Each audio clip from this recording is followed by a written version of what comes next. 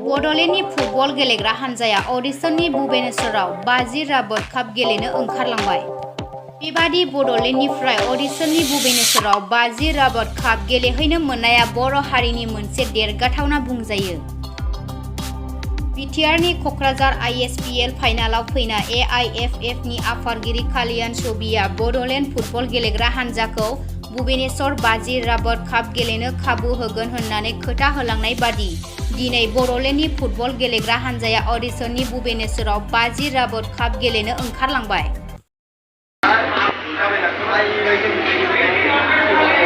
हामबायसै जोंनि गभर्नमेन्टआ जोंखौ बे बड'लेण्डखौ बाजिराव टुर्नामेन्टआव गेलेनो जोंखौ उरिष्याव दैथायनो थाखाय आरो जोंनि चिफ गेस्ट जोंनि चिफ सार जोंखौ बे अपरचुनिटि आरो बे डेभेलपखौ जोंनो होनायनि थाखाय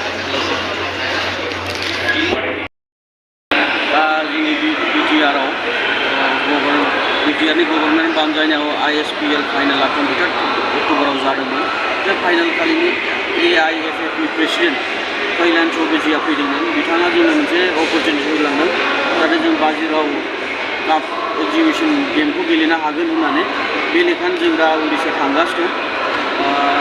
जों जोबोद गोजोननाय मोन्दों जोङो बिदि प्लेटफर्म होनायखाय आरो जोंनि बिटिआर सरकारा मोनसे प्लेटफर्म क्रिएट बानायदों फुटबलखौ। बिटिआरआव गोबांथार प्लेयार दंमोन बिदि प्लेटफर्म मोनफेराखैमोन। दा उइदिन दिस 2 इयार्स मोनसे प्लेटफर्म क्रिएट बानायगोन। आं एसियर जायो जे 4 बोसोरनि गेजेरावनो जों 4-5 बोसोरनि गेजेरावनो नेसनेल प्लेयारफोर बहुद ओंखारगोन जोंनि बिटिआरनिफ्राय बा बड'लेण्डनिफ्राय।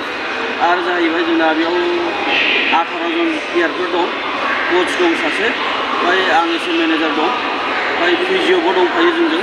जों थांगासिनो दं दा कलकातायाव दं। दा जों बावैसोनो 4टायाव जों फ्लाइट लानानै जों माबायाव थांगासिनो दं उरिष्यायाव। गाबोन जोंनि एक्जिबिसन मेचआ जागोन। बे एक्जिबिसन मेचआ उरिष्यानि भुबनेश्वराव जागासिनो दं। आरो जों बिराद गोजोननाय आरो माबा मोन्दों आरो साबायखर बावहरदों जों बिटिआर सरकारनि जोंनि चिफ सार प्रमद बर' बिथाङा मोनसे इनिसिएटिभ लादों। इनिसिएटिभआव जोंनि एकदम टेलेन्ट प्लेयार र' एन्ड टेलेन्ट प्लेयार जोंनि गामियाव थानाय बिटिआर गामियाव थानाय टेलेन्ट प्लेयारफ्राबो मोनसे अपरचुनिटि मोननानै मोनसे स्कप मोन्दों जाहाथे बिथांमोना गेजेरावनो मोनसे मोजां प्लेयार जानो हायो बेखौ जों मिजिंथिदों। आरो last but not the least, we thank all BTR representatives and government officials for giving us such a platform. Thank you so much.